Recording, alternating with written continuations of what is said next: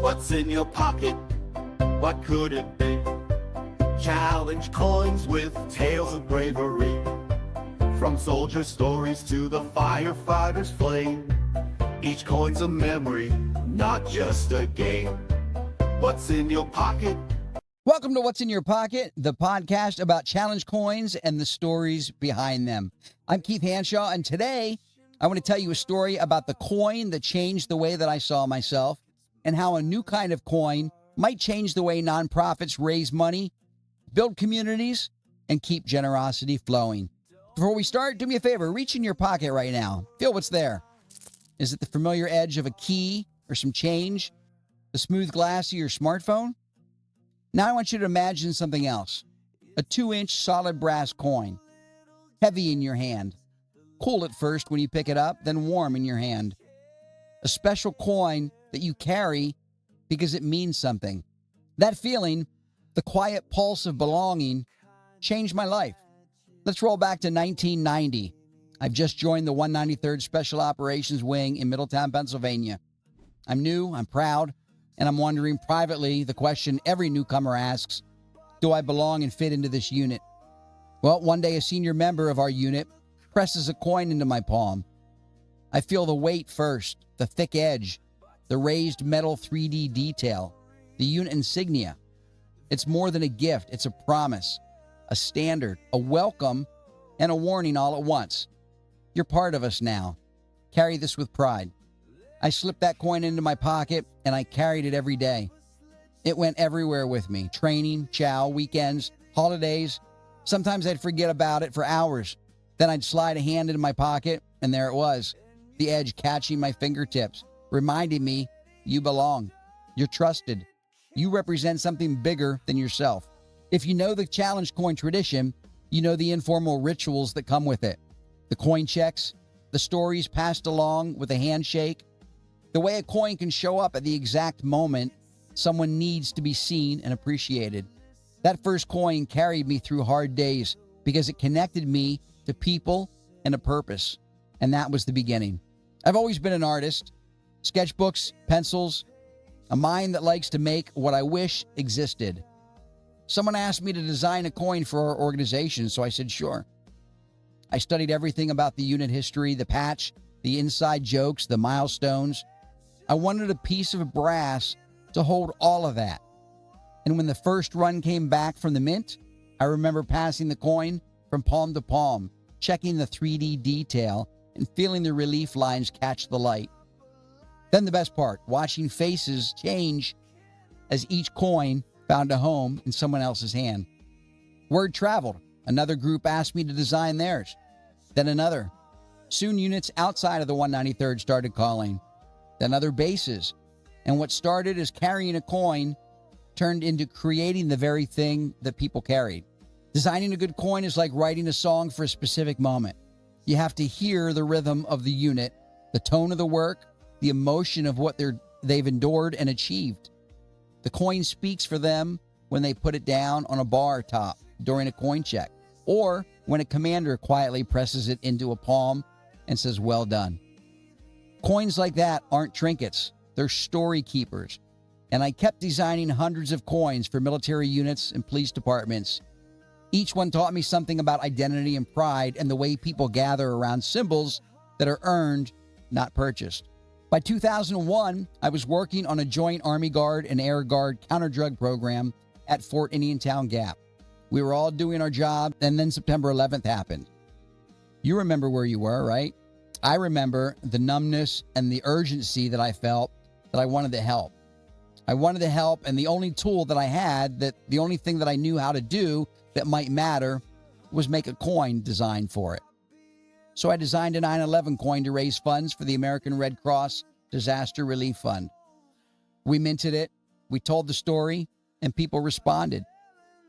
That coin raised $80,500. And this was before Facebook, before GoFundMe, before crowdfunding as we know it. MySpace didn't even exist yet. The coin traveled by word of mouth, from pockets to palms, to kitchen tables, unit briefings, break rooms, church basements. People would slide it across to a friend and say, look at this 9/11 coin I just got.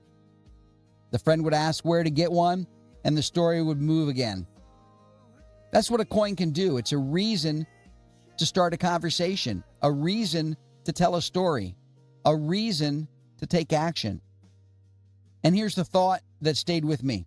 Imagine if back in 2001, when I created that 9/11 coin, that I'd already developed the smart coin, which I'm going to be telling you about here in a second. How much more could we have raised if every one of those coins was also a giving tool?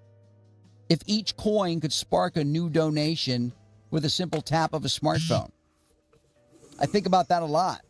Not as regret, but as problem worth solving. After 9/11, I kept designing coins, more military units, more police departments, and something else began to grow. Veteran-related nonprofits started asking for help, asking if I could design a coin for their fundraiser, something that would honor service and support the mission. We tried it. It worked. And over the years from 2001 through 2015, I helped veteran nonprofits create fundraisers built around challenge coins. People didn't just buy them, they carried them. They showed them. They felt proud to be connected to a cause. I learned a lot in those years about generosity. Most giving is momentary, a burst of emotion that becomes a receipt in your email and then fades. But when the thank you is something that you carry, the act of giving lingers. It doesn't end with the transaction. The coin keeps the conversation alive. It reminds you and it invites you to remind someone else. That's the moment when a fundraiser becomes a community, when a donor becomes a member. In 2013, I wasn't thinking about fundraising. I was working on a patent for a high-tech magic trick. In this trick, you would select a card from a deck and then shuffle it back into the deck. And then you would take your smartphone and you would touch it to my magic smart coin, and whatever playing card you selected would appear on your own phone. The solution I was exploring involved an NFC microchip, and at some point I realized that the thing that I needed for the magic trick might solve a different problem that I'd been circling for years. What if a coin could carry a story and also carry a way to act on that story instantly? That question lit up the path. We started building at Greywater Ops. We're a veteran-owned small business. The idea was simple, but the execution had to be perfect. Take a 2-inch custom minted coin with a solid brass core, sculpt the 3D metal detail from an image that means something to the organization, and embed an NFC NTAG 424 DNA microchip in the center of the coin on the reverse side. Place a 4-color printed insert with the charity's logo over the chip and seal it in with a clear liquid epoxy so the coin becomes waterproof for the chip and durable for everyday carry. It took patience and engineering.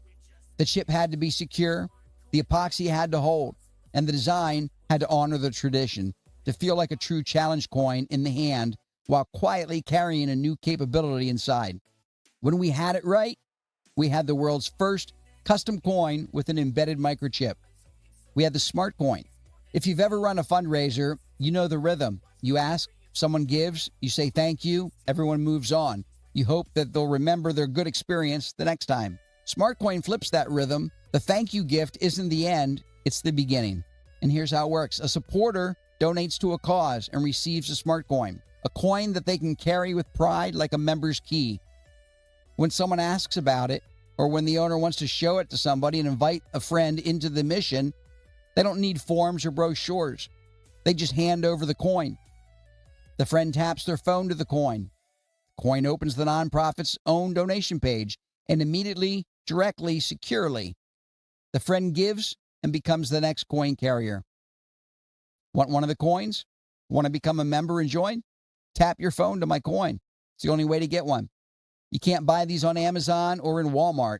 You get one by saying yes to the mission on the spot.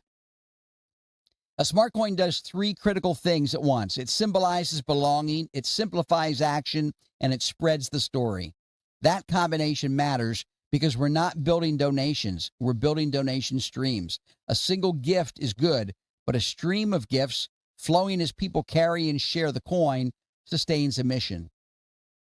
Now, I like to think about the smart coin as a magic seed that you can replant.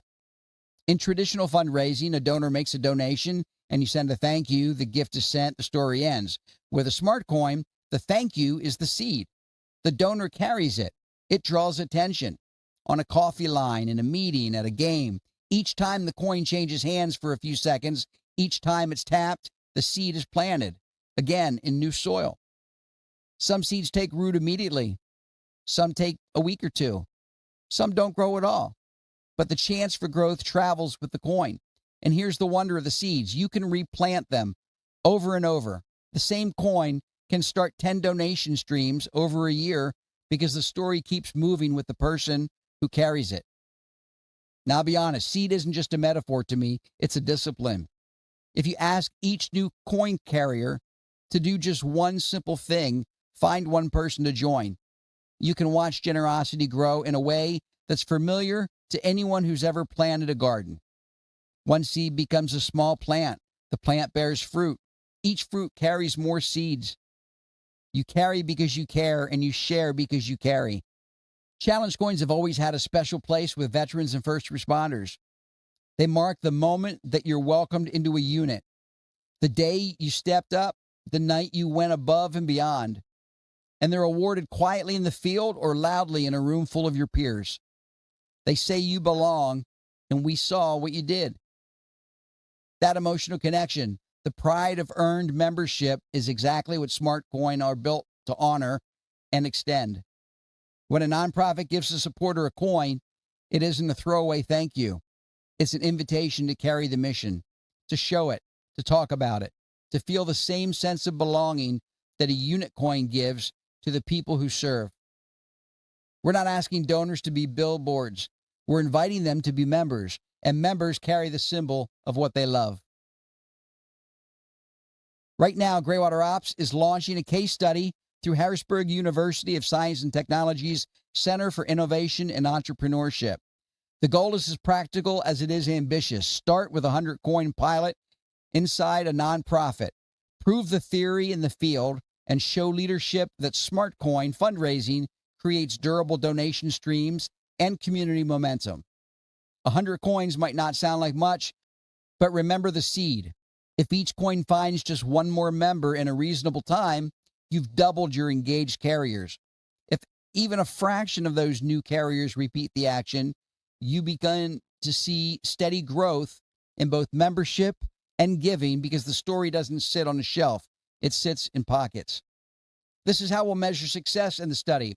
Not only how much money is raised, but how far the story travels. Not only the total dollars, but the number of active carriers. Not only the first round of donors, but the second and third waves that arrive because a coin moved through conversations in the real world. We don't want to spike, we want to stream. And because the coin opens the nonprofit's own page, donations route directly, no detours, no middlemen. The organization retains its relationship with every donor. The coin is the door, not the destination. I keep coming back to the 9/11 coin. $80,500 went to the Red Cross because people believed in the story and wanted to be part of it. Imagine if those coins had been Smart Coin. Imagine every time someone showed the coin to a friend, they could have said, how many more acts of generosity would have been captured in that moment when hearts were open and the story was fresh? I can rewrite 2001, but I can apply that lesson now. When people are moved, we should make it possible, easy, immediate, for them to move the mission forward. A Smart Coin in the pocket makes that possible in any room, on any day. People sometimes ask what goes into the coin.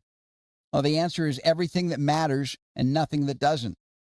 We start with a story. What image on the front captures the heart of the mission? A field of raised detail and 3D metal sculpted from a photograph or insignia can carry pride in a way ink never will. On the back, in the center, we embed the NFC NTAG 424 DNA microchip, and around it, a 4-color printed insert with the organization's logo. Then we flood it with a clear liquid epoxy that seals the surface and locks the chip in, making the coin waterproof for the chip and ready for daily carry. When you hand someone an object like that, it's not a gadget. It's a meaningful artifact that happens to be smart. It lives comfortably in the old world of earned symbols and the new world of instant action. And yes, it's patented. We began the patent process in 2013 and received the patent in 2015. The first custom coin with an embedded microchip. It came out of a magic trick that I was trying to perfect, and it became a tool to help every nonprofit raise more money by turning supporters into members and members into ambassadors. Let me tell you how this plays out in real life. A supporter is standing in a checkout line. The person behind them notices the coin that you're playing with in your hand and asks, "What's that?" The supporter explains briefly why the mission matters. They hand the coin over for a second. Tap your phone. The page opens. Small donation becomes a moment of membership. You get your coin back, and if the person in line makes a donation, they get their own coin too. They can carry the cause, and a new donation stream is born. A volunteer leaves a meeting with a coin. They head to a kid's soccer game. Another parent is talking with them as they pull their coin out of their pocket. If they show interest, the same dance, story, tap, join. That second parent will get a coin to carry forward. The stream grows by one more branch. A donor visits a shelter for a tour and receives a coin at the end. That night at dinner, the coin is on the table next to their glass. A friend reaches for it, asks about the raised emblem. Here's the story, taps, and joins. No forms, no QR codes, chase. No, I'll send you the link later that never finds it to your inbox. The story stays in motion because the symbol stays in motion. Now, when I say member, I'm not talking about dues or tiers or exclusive clubs. I'm talking about identity. A member is someone who says, I'm part of this organization. The coin becomes the key that they carry, the visible sign that they belong. Nonprofits don't just need money, they need people who are proud to be associated, who will start conversations, who will carry the mission into rooms that organization can't reach on its own. SmartCoin recruits those people one tap at a time because each tap is mediated by trust. A friend to a friend, a volunteer to a neighbor, a colleague to a colleague. The organization's story travels at the speed of everyday life. People ask, couldn't this just be an app? In theory, sure. But apps get deleted. Apps aren't personal. You don't hold an app. Links get lost. QR codes rely on someone already leaning in, and a coin asks nothing at all until someone is curious. It sits in a pocket or on a desk, quietly doing what symbols do, holding meaning ready. Then, when attention arrives, it answers simply. Tap, join, carry. It also borrows power from a tradition. Coins have always meant you earn this.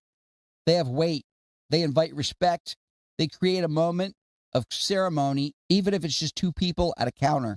You feel that the instant the coin is in your hand. In the case study we're running with Harrisburg University of Science and Technology Center for Innovation and Entrepreneurship, our goal isn't to prove that smart coins are cool. It's to prove that they work repeatedly in members' hands. We'll look at the basics, dollars raised, donors added, but we'll also look at growth patterns. How many new carriers emerge because of carriers? How many donation streams persist past the first week, the first month, the first quarter?